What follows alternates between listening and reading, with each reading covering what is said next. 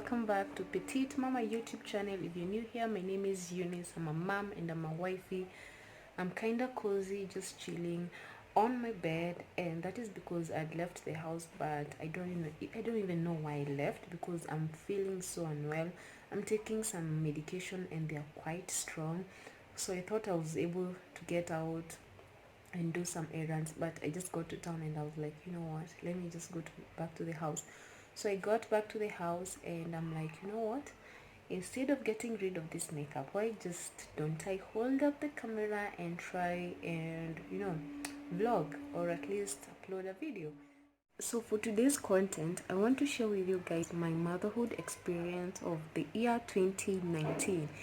And I just want to give all mothers out there hope. If you're a new mom, just be happy.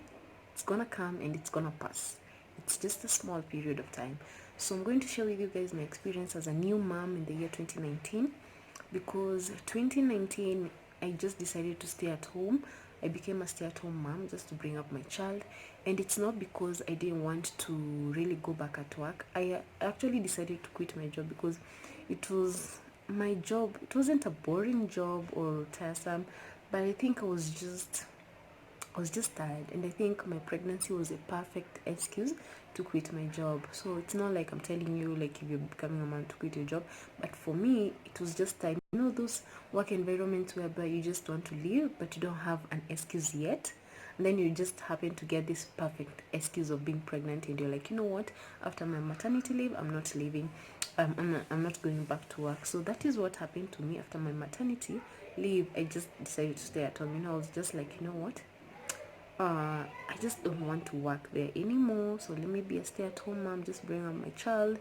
Then that's when I actually got the ideas to start my business. I actually realized that when you just decide to quit your job or this work environment that you don't feel like you belong anymore, you get so many ideas and you just start getting this different kind of personal growth, and you just happen to make it, because I realize sometimes you get so comfortable when you're employed, you forget that you have so much potential to do so much by your own. So for 2019, as a new mom, actually, guys, I can say my biggest challenge was the body changes, but that challenge is just, it's temporary. Okay, it's permanent, because some body changes, you cannot like change unless you want to go for other options, which you know what I'm talking about, the surgeries, the injections, such things. Body changes was one of my biggest challenge that I had to come and accept. That is, breastfeeding, your boobs kind of get to sag. You'll either add so much weight or lose so much weight. So that depends with your lifestyle also. So for me, I think the biggest challenge was just my boobs really changed, and that is because of breastfeeding. That is one challenge that all mothers come to accept, and you are so proud, because at the end of the day, you know that you're breastfeeding your baby who really needed that breast milk. So for me, that was a challenge, but nowadays it came to pass and I'm good with it. And then another challenge is accepting the fact that loneliness is there, because now you have baby and your time with your partner kind of changes, because you're catering to someone else, so you don't have the same time that you used to have before the baby came. So there's that part of loneliness which hits you really hard, and you realize that, oh my god, what's happening?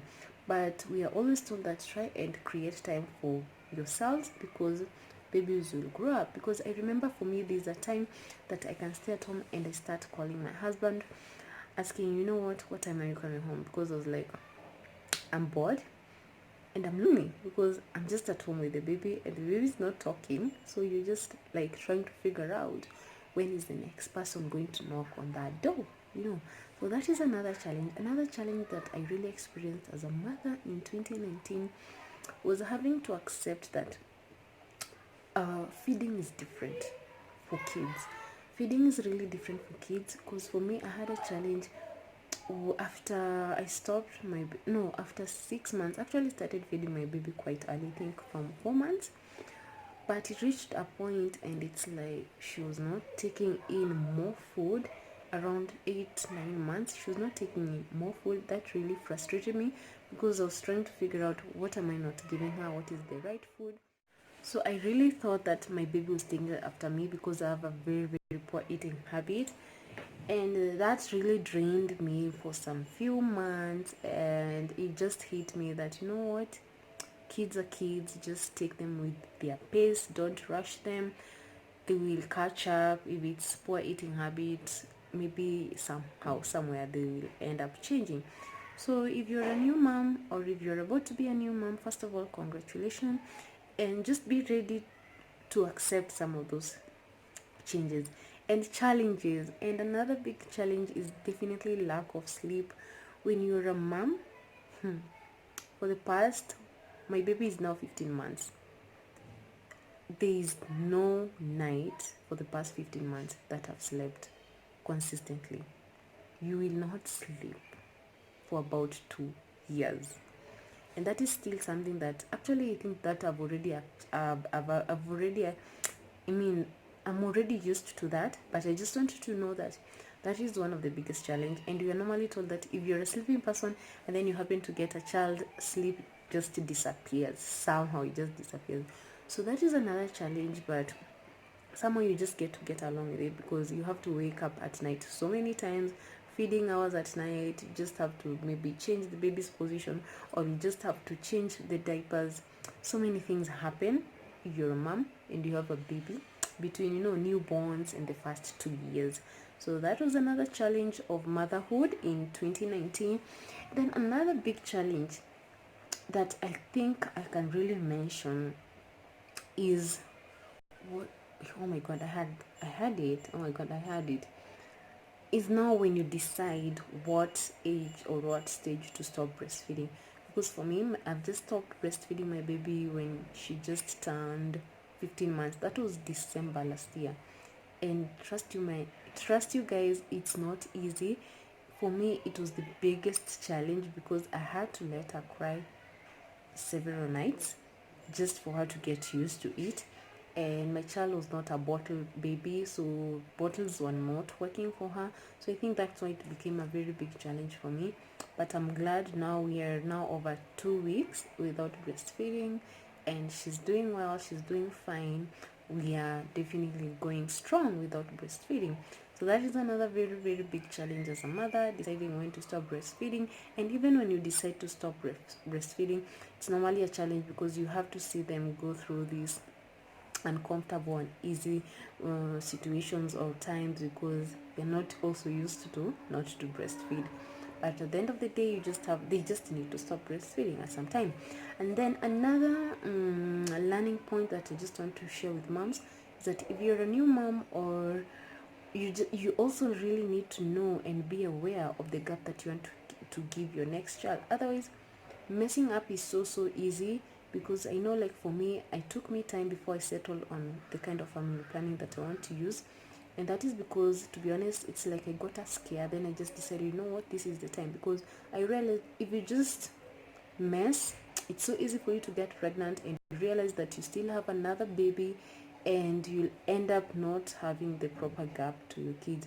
And sometimes we give ourselves this gap so that, we can just also have some flexible time or just rest. Because you imagine have a 1 year old baby and then you get pregnant again. It's not like it's a bad thing, but it's only that you won't have given yourself that rest that at least you need from your other child.